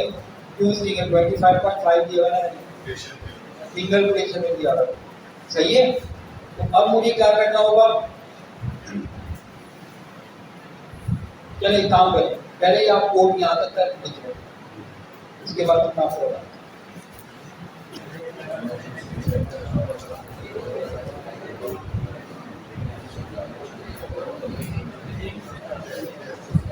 आप तमाम स्टूडेंट्स ने इस प्रोग्राम को कोड को रन कर लिया, कोई प्रॉब्लम नहीं है, कोई सवाल नहीं है। आगे बढ़ूँ मैं? यहाँ पर अगर आप कोई आपका प्रोजेक्ट एक मौजूद है, ठीक है, और आप चाहते हैं कि मेरे पास मैं कोई दूसरी फाइल के ऊपर दूसरा कोड लिखना चाहता हूँ और मैं इसको जो है वो अभी मैं कमिट नहीं सिखा रहा, कंफ्यूज होगी इस वजह से। बड़ा आसान तरीका कमिट करना है। मैं चाहता हूँ मेरे प्रोजेक्ट के अंदर मल्टी फाइल्स बन जाए। अभी जो फाइल है उसका नाम क्या है? मल्टी फाइल में बताता हूँ क्या नाम है फाइल का? name.file। अगर आप चाहते हैं कि आप नई फाइल बनाएं नए नाम से और उसको एग्जीक्यूट करना चाहते हैं और इस फाइल को आप सेपरेट सेव करना चाहते हैं, तो मैं एक न्यू फाइल बनाऊंगा। किस तरीके से? मेरा सिलेक्शन क्या हुआ है, ये हमारे पास जो फोल्डर है यही सिलेक्ट हुआ हुआ है। उसके बाद मैं जाकर क्या करूँगा? राइट क्लिक करूँगा। राइट क्लिक में जाकर मैं क्या करूँगा? न्यू। यहाँ फाइल के ऊपर क्लिक नहीं करेंगे आप कहाँ पर क्लिक करेंगे? पाइथन फाइल के ऊपर। सही है? पाइथन फाइल के ऊपर जब आप क्लिक करेंगे तो यहाँ पर आपसे पूछेगा आप किस नाम की फाइल बनाना चाहते हैं। तो आप उस जगह पर आप लिख सकते हैं कि माई क्लास फाइल 2 लिख दो। यहाँ पर आ जाए, आगे आ जाए। इतनी जल्दी क्यों आई? तो बहुत टाइम, ट्रैफिक। चलिए फाइल 2.5 ये मेरी फाइल होगी जो पाई के नाम से पाई के एक्सटेंशन से सेव होगी। कहाँ पर सेव होगी? जहाँ पर मेन फाइल मौजूद है, main.py जिस जगह पर मौजूद है उसी जगह पर फाइल 2.py क्रिएट हो जाएगी। सही है? एंटर करूँगा मैं, ये यहाँ पर इस जगह पर इसी मेरे वर्चुअल इन्वायरमेंट के अंदर फाइल 2 क्रिएट हो गई। फाइल मेन फाइल ये रही, फाइल 2 ये रही। कोई परेशानी की बात तो नहीं है? कोई परेशानी की बात नहीं। अब मैं यहाँ पर इसको पहली फाइल को बंद कर देता हूँ और मैं अब यहाँ पर कोड करूँगा अपना प्रिंट हेलो IHI। आउटपुट क्या आएगा? अभी पुरानी फाइल ही लग रही है। हाँ, क्या आएगा आउटपुट हेलो आई चाहे नहीं आएगा। यहाँ पर जो सिलेक्ट हुई कौन सी फाइल सिलेक्ट हुई है मेन, तो आपका यहाँ पर इस जगह पर वही आउटपुट आया जो आपका लास्ट में था। एक एरर भी था उस फाइल के अंदर, वो भी आ गया, जो लास्ट फाइल थी वो आ गई। अगर आप इसको क्लिक दोबारा बताओ, देखें हम कहाँ पर मौजूद थे, इस जगह पर मौजूद थे। यहाँ पर हमारा एक प्रोजेक्ट था और इस जगह पर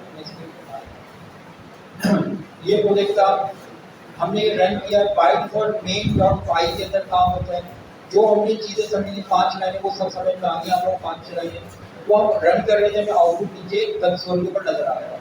अब मैं चाह रहा हूँ मेरा ये कोड भी सेव है और मैं एक न्यू फाइल क्रिएट करके उसके अंदर काम करना चाहता हूँ। तो उसके लिए मैं क्या करूँगा, मैं यहाँ पर जो मेरा प्रोजेक्ट है इसके ऊपर मैं राइट क्लिक करूँगा, ये जो प्रोजेक्ट है इसके ऊपर मैं राइट क्लिक करूँगा। राइट क्लिक करके मैं फाइल पे जाऊँगा, पाइथन फाइल सिलेक्ट करके मुझे याद रखिए ध्यान में, ये पाइथन फाइल ही सिलेक्ट करेंगे, ठीक है। और इस जगह पर मैं आके इसका नाम कर देता हूँ फाइल 3 डॉट फाइल, या जो भी फाइल आप नाम देना चाहते हो उस नाम से सेव कर दीजिए। ओके करूँगा तो यहाँ पर फाइल 3 फाइल 2 फाइल 1 जो है वहाँ पर जो भी आपका काम है वो सेव होना शुरू हो जाएगा। अब यहाँ पर क्या हुआ, मैं यहाँ पर लिखता हूँ प्रिंट करो हेलो आई एच आई, मगर जब मैं इसको रन करने जाऊंगा तो मेरे पास जो है हेलो आई एच आई या जो भी काम आपने अपनी इस फाइल के अंदर किया होगा वो नहीं आएगा, बल्कि पुराना वाला जो कोड होगा जो मेन डॉट फाइल में था वही यहाँ पर एग्जीक्यूट ये कर देगा। ये बात आप समझ रहे हैं? अब वो बता रहा हूँ कैसे, जब आप जो भी रन करेंगे ना, ये वाला जो है ये आपका फास्ट रन होता है। अगर आप चाहते हैं बार बार रन करना तो इसको आपने बताना होगा कि अब मैं इसको रन करना चाहता हूँ, फिर उसके बाद आप इसके ऊपर क्लिक करेंगे तो वही फाइल आएगी जो लास्ट आपने सिलेक्ट की होगी। वो कैसे सिलेक्ट करेंगे, एक तरीका ये है, यहाँ से नहीं आ रहा हूँ, यहाँ से आप कर देना डायरेक्ट, यहाँ पर नहीं आ रहा, ऐसा करके मैं करता हूँ, राइट क्लिक करता हूँ और यहाँ पर लिखा हुआ है आपको रन फाइल में। अब यहाँ पर क्या चीज आ गया, hello I H I. Right click किया मैंने न्यू फाइल पर, उस जगह पर राइट क्लिक करूंगा मैं तो यहाँ पर लिखा हुआ है रन फाइल 3, ऐसे ही है। इस फाइल के ऊपर भी क्लिक करेंगे, राइट क्लिक उसका नाम के साथ बढ़ेगा। अब मैं आपके पास यहाँ पर हेलो आई एच आई, अब आप जब भी रन करेंगे तो क्या आएगा आपको आउटपुट, सही है। जल्दी से न्यू फाइल क्रिएट करके इसके ऊपर आप काम करना शुरू करें। न्यू फाइल सबको क्रिएट करके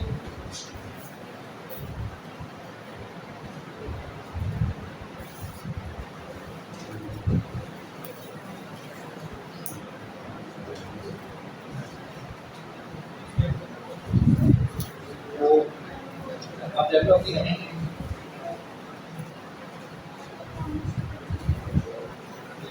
कल ऑफ, कल छुट्टी है सैटरडे।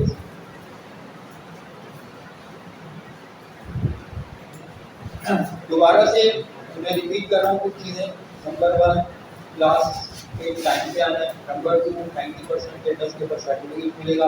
नंबर 3 कल आप लोगों का ऑफ है। और नंबर 4 जिन्होंने रजिस्ट्रेशन नहीं करवाई वो रजिस्ट्रेशन करा दें। नंबर 5 जिन्होंने व्हाट्सएप ग्रुप पे अभी तक ऐड नहीं है वो मुझे पर्सनली मैसेज कर दिया, हम ग्रुप में ऐड कर, ठीक है।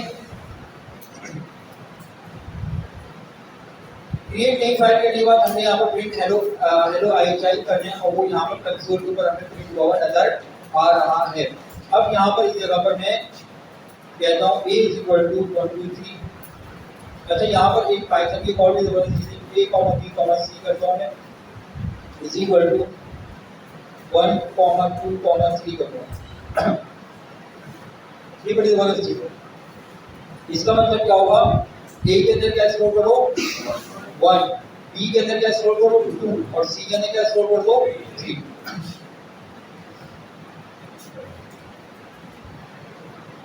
x, y, z बराबर है 1, एक्स कर देता हूँ, आसान हो जाएगा, वाई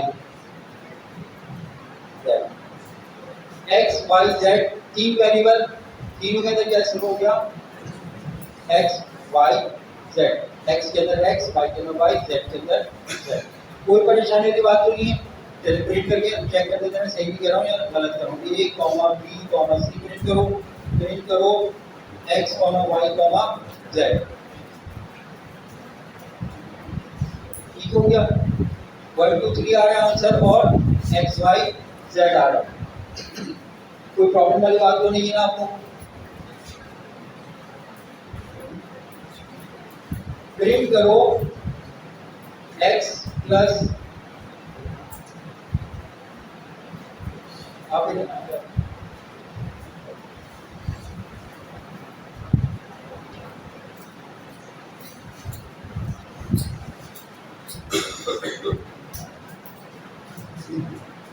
अब यहां पर मैंने कहा कि x प्लस 1, x प्लस 1 का मतलब क्या है कि x आपका क्या है, वेरिएबल है और स्ट्रिंग वेरिएबल है, ये इसमें ऐड नहीं हो सकता है। तो मैं यहाँ पर अगर इस जगह पर a प्लस 1 लिखूंगा तो ये बात तो सही है, इंटीजर सम हो जाएगा। यानी आउटपुट देख लीजिए इसका 2 आ रहा है।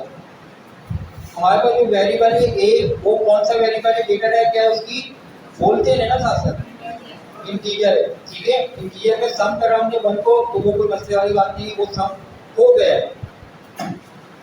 लेकिन अगर मैं यहाँ पर कहता हूँ इसको इस तरीके से, लेकिन अगर मैं यहाँ पर कहता हूँ कि a के बजाय इसमें सम करो किसको, x को, तो अब एरर आ जाएगा, जबकि इसमें भी वही 1 है। अब क्यों एरर आ रहा है, आप लोगों को पता है क्यों एरर आ रहा है, स्ट्रिंग है, ठीक है। तो स्ट्रिंग का मतलब क्या है कि स्ट्रिंग में नंबर ऐड नहीं हो सकता, लेकिन क्या है कि a plus b plus c हो जाएगा, कोई मसला नहीं, फर्स्ट वाले बात में प्रिंट हो जाएगा x plus Y plus Z, ठीक है। यहाँ पर आपको क्या आ गया, एक का आउटपुट आया 6 और एक का आउटपुट आया 1 2 3, सब समझ में आ रहा है आप लोगों को। अच्छा जी, अब मैं यहाँ पर चाहता हूँ कि x प्लस ए प्रिंट करो x प्लस ए, नहीं होगा ना, सबको पता है नहीं होगा। अब टाइप कास्टिंग करो, जो डेटा टाइप है उसको हम कास्ट करेंगे। हम चाहते हैं कि ये जो हम जिद पर आते हैं, नहीं हमने ए और एक्स को सम करवाने ही करवाना, ठीक है। तो अगर आप, तो ये तो पता चल गया ना कि दोनों की डेटा टाइप सेम होगी, कोई ऑपरेशन वर्क करेगा, या मर्ज होगा या सम होगा। अगर दोनों तरफ स्ट्रिंग खड़े हैं तो दोनों मर्ज रहेंगे, और अगर दोनों तरफ नंबर है तो क्या होगा, सम होगा। ऑपरेशन दोनों डेटा टाइप सेम होने पर ही वर्क करेगा। तो अगर मैं इंटीजर को स्ट्रिंग कर दूंगा तो मर्ज रहेगा, और अगर स्ट्रिंग को इंटीजर कर दूंगा तो सम रहेगा। तो कोई भी एक चीज करके दोनों चीजों करके देख लेते हैं। ये क्या है, x क्या है, उसकी डेटा टाइप क्या है, स्ट्रिंग। तो मैं यहाँ पर str लिखूंगा, ये हो गया data type casting.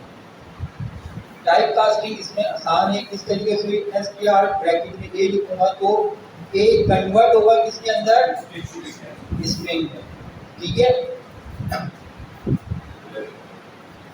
Control C control v,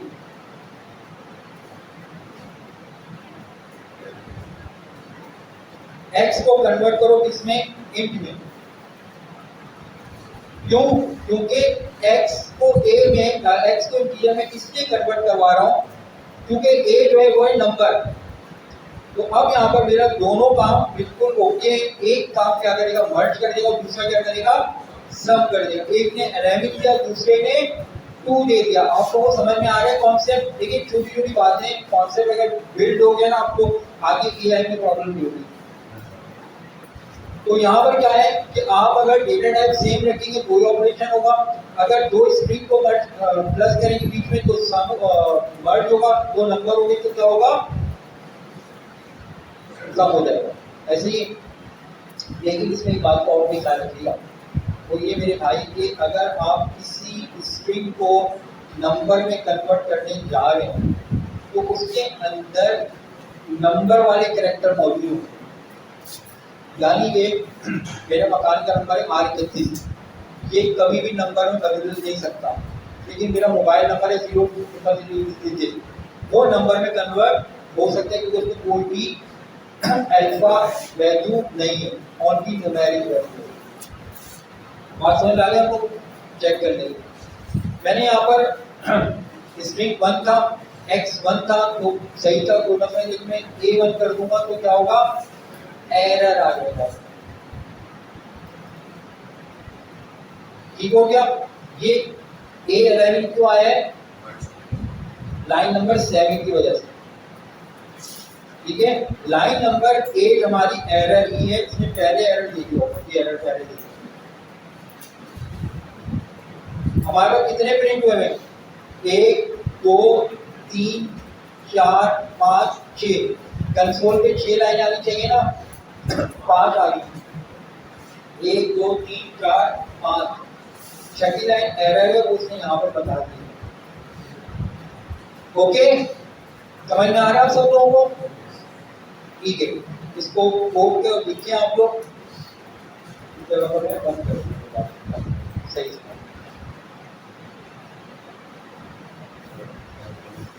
इस कोड को लिखिए, फिर मैं आपको एक टास्क दूंगा और वो टास्क लॉजिकल है, सिर्फ चेक करना है कि लॉजिक आप लोगों की कितनी अच्छी है।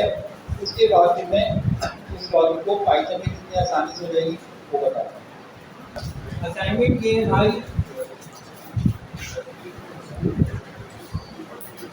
आप ए के अंदर कोई वैल्यू स्टोर कर रहे हैं 1 2 3, बी के अंदर स्टोर करा आपने 4 5 6, प्रिंट किया आपने A, B, क्या प्रिंट होगा 1 2 3 और 4 5 6। असाइनमेंट ये है आपका, आपको यहाँ पर इस तरह का कोड लिखना है कि जब मैं प्रिंट करूँ A, B तो दोनों की वैल्यू स्वैप हो जाए, यानी कि 4 5 6 पहले आए और 1 2 3 बाद में आए, यानी वेरिएबल की दोनों की वैल्यू आपस में क्या हो जाए, स्वैप हो जाए। ये काम आप लोगों ने करना है। इस जगह पर ऐसा कोड करें कि ए की वैल्यू बी में चली जाए, बी की वैल्यू ए में चला जाए। ये छोटा सा क्रिएटिविटी और लॉजिकल काम है, ये सिर्फ चेक करना है कि कितनी लॉजिक आप लोग बना सकते हैं।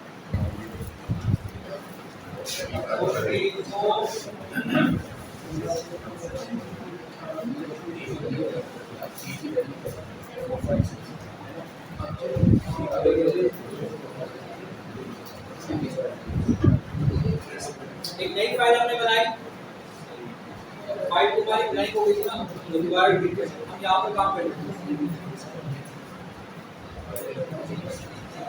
कुछ लोगों ने बना लिया है, गुड, जिन्होंने बना लिया बेहतरीन, बना सर जैसे बनाया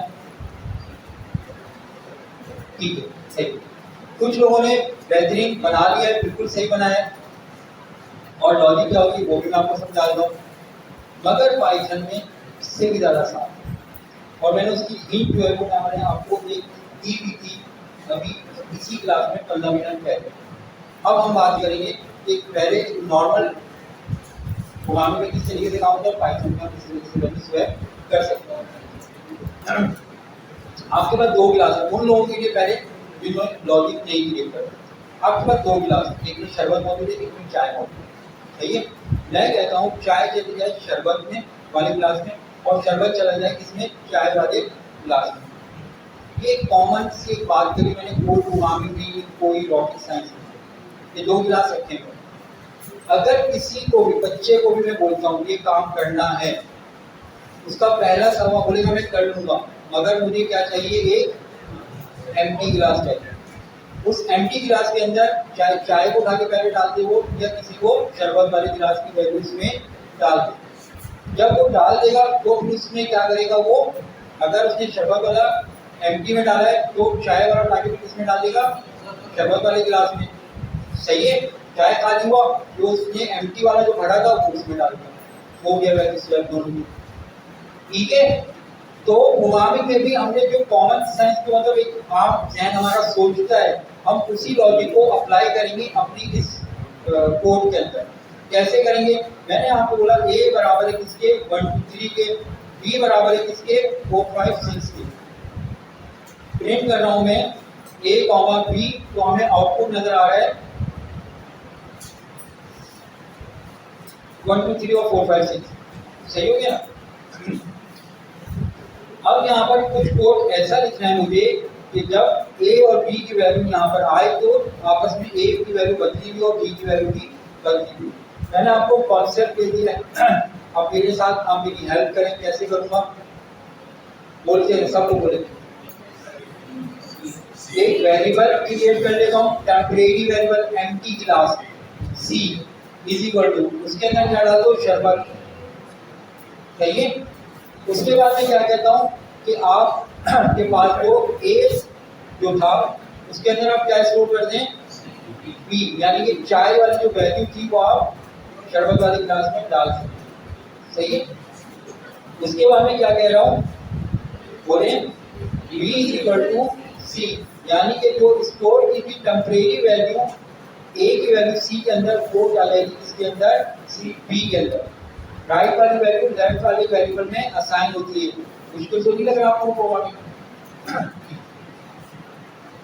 इसको रन किया तो आप देखें हमें ए बी लिखा हुआ है, एक दफा 1 2 3 4 5 6 आ रहा है, दूसरे में क्या आ रहा है 4 5 6 और 1 2 3 दोनों अपनी वैल्यू बदल चुके हैं। ठीक हो गया? चाहिए आपको समझ में आ रहा है सही से? कोई सवाल है तो अगर मुझे तो लग रहा है सब सच ऊपर से जाता है भाई, बोलते रहे वाकई में लग रहा है कि आपको समझ में आ रहा है नहीं आ रहा? आ रहा है? कोई सवाल है? नहीं है? मैंने जब पाइथन नहीं पढ़ी थी ना तो उस वक्त मैंने एक लतीफ़ा देखा था।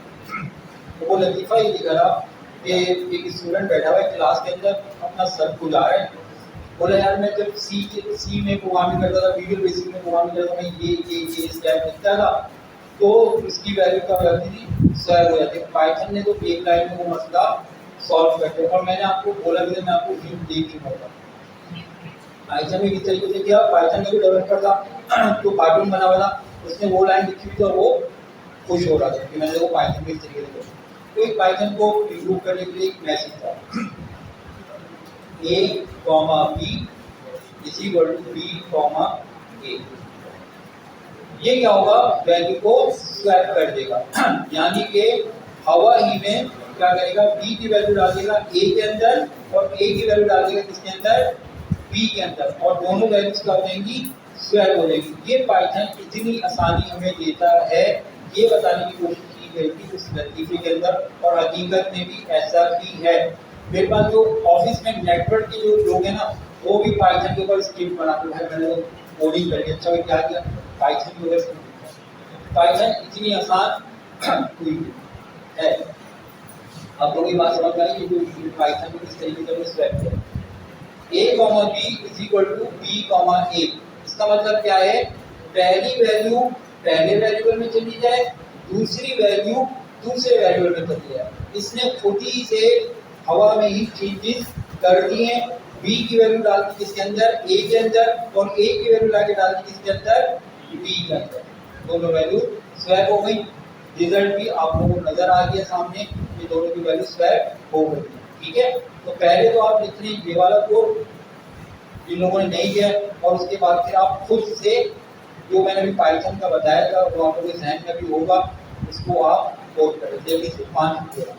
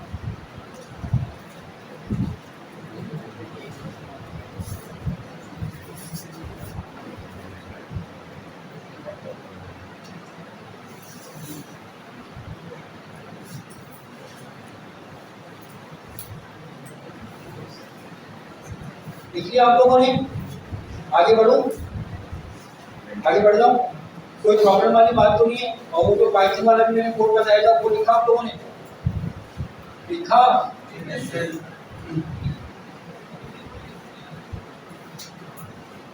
अब हम बात करेंगे कुछ अरिथमेटिक ऑपरेटर्स।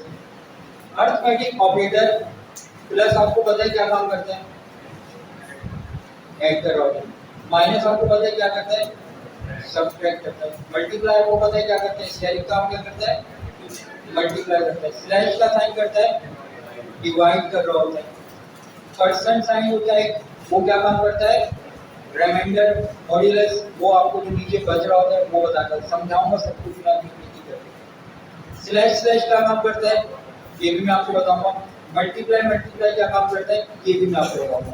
1 2 3 4 5 6 7 ये 7 ऑपरेटर्स हैं, इसको कहते हैं अरिथमेटिक ऑपरेटर्स। ये अरिथमेटिक ऑपरेटर्स तकरीबन तमाम लैंग्वेजेस में आगे पीछे होकर होते ही होते हैं, ये आपने करना ही होता है। फिर हम देखेंगे कि आगे रिलेशनल ऑपरेटर का टाइम बचता है या नहीं बचता। तो प्रिंट 25 प्लस 25 आउटपुट क्या आएगा, 50 बोलेगी 50। सही है, कंट्रोल की 25 माइनस 25 कितना है आंसर, 0। 25 डिवाइड 0 कितना आएगा, 1 आएगा, 1.0। आप लोग समझ में आ रहे हैं? 25 मल्टीप्लाई बाय 25 कितना होगा, 625। ठीक है, ये चार्ट को हम लोग बचपन से करते आ रहे हैं, सब वो बदले प्लस माइनस मल्टीप्लाई डिवाइड क्या चीज़। अब हम बात करेंगे 25 वर्सेस 25। जब 25 को डिवाइड करूंगा 25 से तो नीचे जो बचेगा ना, जो नीचे बचा हुआ होता है, ये जो ऑपरेटर परसेंट साइन है ये वो रिटर्न करता है।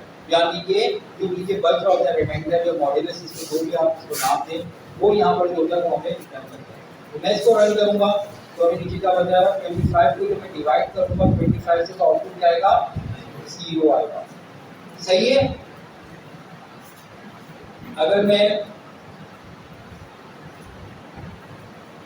27 को डिवाइड करूँ 25 से तो नीचे 2 बचा हुआ आ रहा है। 27 को डिवाइड कर 25 से 25 आ गया, 25 नीचे कितना बचा, 2 वो आ गया। सही है। और अगर मैं इसको स्लैश लगा दूंगा तो हमारे पास ये पूरा 1.08 का आंसर आ गया। आप लोगों को समझ में आया स्लैश क्या करते हैं, परसेंट साइन क्या करते हैं, दोनों का फर्क समझ में आ गया है? ओके, प्रिंट करो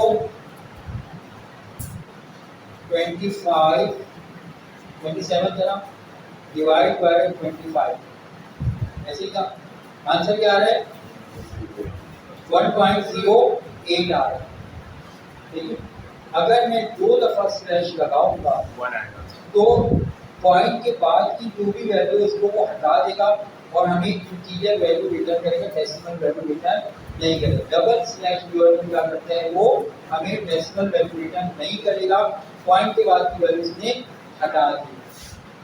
अगर मैं सिंगल लगाऊंगा तो इसका मतलब आउटपुट क्या आएगा, 1.08। अगर मैं 127 को लिखूंगा आउटपुट क्या है, 5.08। अगर मैं 2 दफा स्लैश लगाऊंगा तो आंसर क्या आएगा, 5 आएगा। समझ में आ गया आप सबको? प्रिंट करो 5 मल्टीप्लाई बाय 5, आंसर क्या आएगा, 25। लेकिन 5 मल्टीप्लाई बाय 5 का मतलब आंसर क्या आएगा, 5 को 5 टाइम मल्टीप्लाई करो, जो आउटपुट आएगा वो यहाँ पर नजर आएगा। 5 multiply by 5 multiply by 5 multiply by 5 multiply by 5, जो आंसर आएगा वो यहाँ पर इस तरीके से पावर। डबल स्लैश नियरेस्ट नहीं, पॉइंट के बाद की वैल्यू आएगा, पॉइंट के बाद की वैल्यू आएगा। सर डबल स्लैश को क्वोशंट नहीं बोलना चाहिए। मुझे नहीं पता इसका नाम। तो मतलब जब आप डिवाइड करते हैं जो एग्जैक्ट आंसर आ रहा होता है ये वो शो करेगा, ऐसा नहीं सोचना चाहिए। नहीं, अगर स्लैश है तो एग्जैक्ट आंसर आएगा ना, सिंगल स्लैश तो पूरी वैल्यू है ना वो आपको देगा एग्जैक्ट आंसर। लेकिन जब डबल स्लैश लगा लीजिए तो पॉइंट के बाद की वैल्यू वो हटा देगा, तो वो जो आपका राउंड वाली जो फिगर है ना वो आपको नहीं होगा।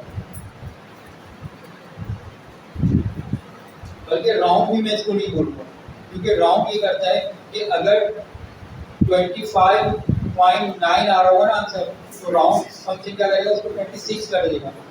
ये राउंड भी नहीं, बस पॉइंट के बाद की वैल्यू इसको हटा देगा। इसको आप आई थिंक सील या फ्लोर बोला जाता है इसको, मुझे सही नहीं नाम है, क्या बोलेगा, सील ना।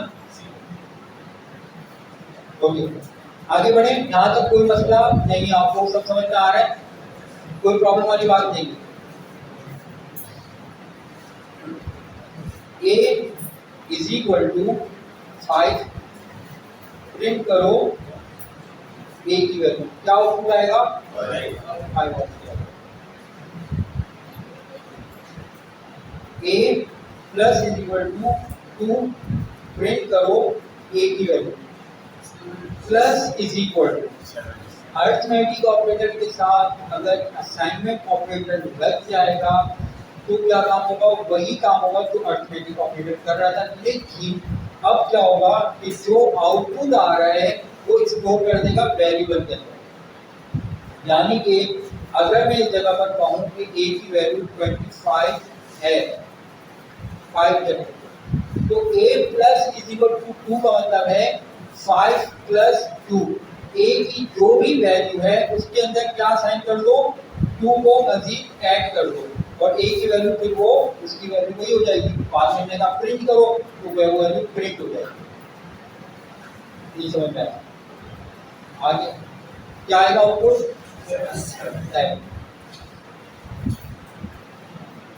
A multiply is equal to 2, print करो A की वैल्यू, आउटपुट क्या आएगा, 14 है। A अपनी वैल्यू बदल चुका है। असाइनमेंट ऑपरेटर क्या करता है, वैल्यू को चेंज कर देता है, वेरिएबल की वैल्यू को चेंज कर देता है। तो पहले 5 थी वो रिप्लेस हो गई किससे के साथ, प्लस इज इक्वल टू 2 के साथ 7 से रिप्लेस हो गई।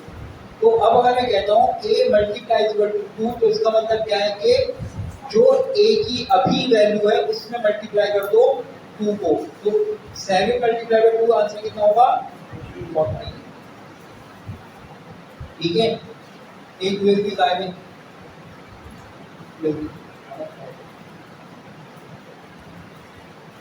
A divide is equal to 2, print करो A की वैल्यू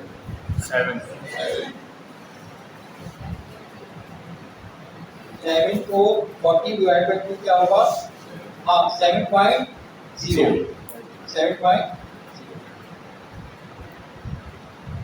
डेटा की बदल गई। समझ आ रहा है? अगर मैं 2 दफा स्लैश लगाता हूँ, अब क्या आएगा, अब आएगा।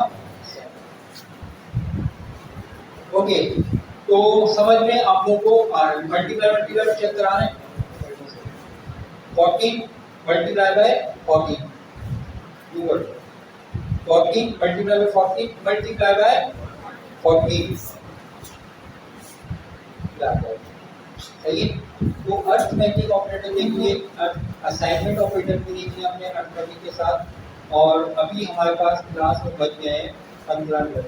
पर वही बताओ ना, इंस्टॉलेशन वाला मेरा टाइम बच गया वीडियो बनाने की वजह से। अच्छा, चैनल सब्सक्राइब करा आप लोगों ने, लाइक मोनेटाइज होने वाला मेरा चैनल, इसको आप लोग सब्सक्राइब करें और जो है वो लाइक करें कि नहीं करें, चैनल सब्सक्राइब करना, मोनेटाइज करना। तकरीबन 850 हो गए, 150 और सब्सक्राइब। अच्छा जी, क्लियर हो गया, कोई मसला नहीं। न्यू फाइल बनाऊंगा, न्यू फाइल बनाया, पाइथन फाइल बनाई और उसका नाम रखेंगे फाइल 4.5। जो बिगिनर है उनको हैवी तो नहीं हो रहा है, मसला तो नहीं ना। रिलेशनल ऑपरेटर,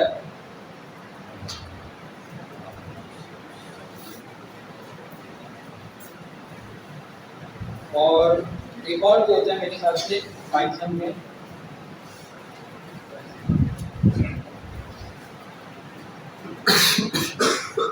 जो ट्रिपल इज इक्वल टू है ना, ये मैं बता दूंगा बाद में बताऊंगा। अभी से ये देखें कि जो कॉमन सब जगह पर होते हैं 6 रिलेशनल ऑपरेटर हर प्रोग्रामिंग लैंग्वेज में तो होने हैं, इसमें एक सातवां भी ऐड हो गया और वो है ट्रिपल इज इक्वल टू। वो क्या होता है वो मैं आपको बता रहा हूँ।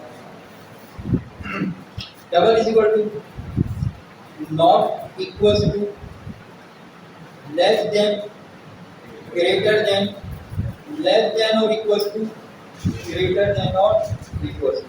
सही है। इसमें 6 में से आप मजीद अपनी मर्जी से कुछ नहीं बढ़ा सकते। आप लेस देन इक्वल्स टू का ऑपरेटर अगर हमें कोई प्रोग्रामिंग लैंग्वेज देती है तो आपने यही लिखना है, आप equal to is equal to less than नहीं दे सकते, या आप is equal to and greater than नहीं दे सकते। ऑपरेटर साइन क्या है, लेस देन और इक्वल टू है, या फिर कौन सा एक ऑपरेटर आपके पास, ग्रेटर देन और इक्वल टू। तो हमारे पास ये है रिलेशनल ऑपरेटर।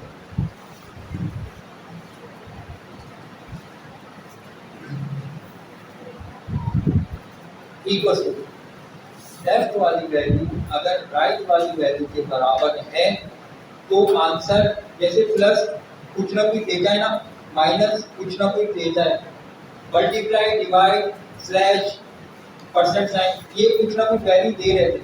आप सब लोग को पता है ना, कोई ना कोई वैल्यू अगर होती है वो वैल्यू किसी वेरिएबल में स्टोर करा सकते हैं, प्रिंट भी करा सकते हैं। इसी तरीके से रिलेशनल ऑपरेटर्स हों या लॉजिकल ऑपरेटर्स हों, ये भी हमें कोई ना कोई वैल्यू देते हैं, मगर वो जो वैल्यू देते हैं वो सिर्फ 2 देते हैं, ठीक है।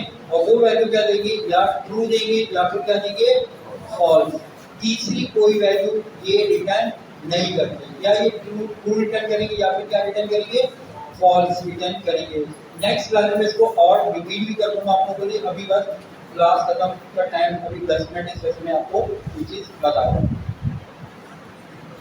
प्रिंट करेंगे हम 2 इक्वल्स टू 2। अच्छा एक और भी चीज देख लें, मैं इसको रन करूंगा ना, एरर आएगा क्योंकि ये पता नहीं कौन सी जबान मैंने लिख दी है, ठीक है।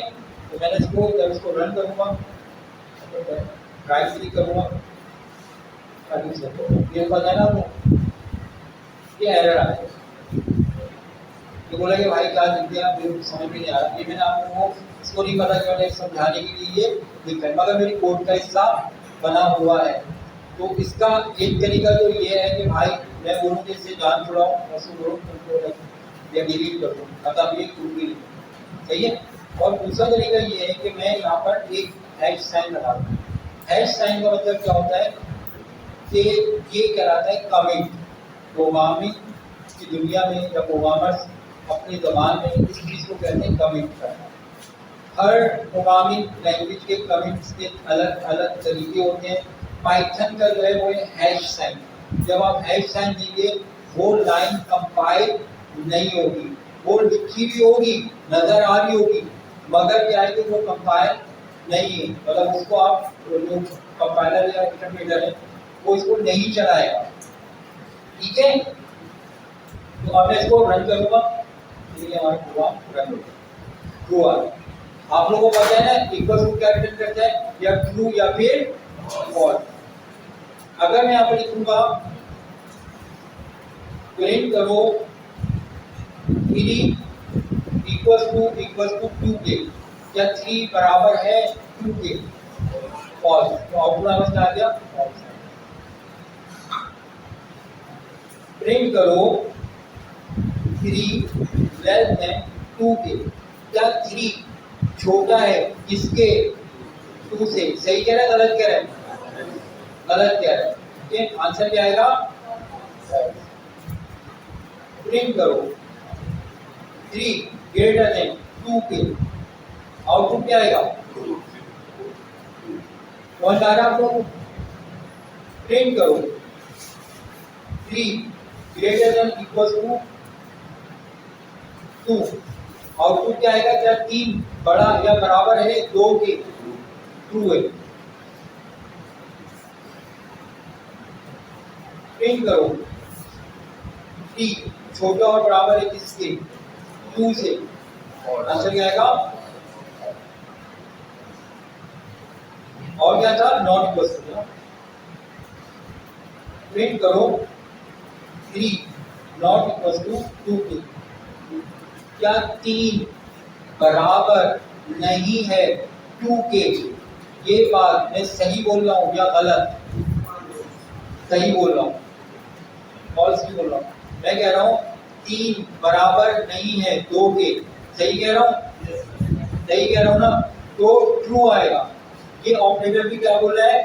3 बराबर नहीं है 2 के, यानी कि लेफ्ट वाली वैल्यू राइट वाली वैल्यू के बराबर नहीं है। तो ये सही कह रहा है गलत कह रहा है? लेफ्ट और राइट दोनों आपको नजर आ गई। सही कह रहा है गलत कह रहा है?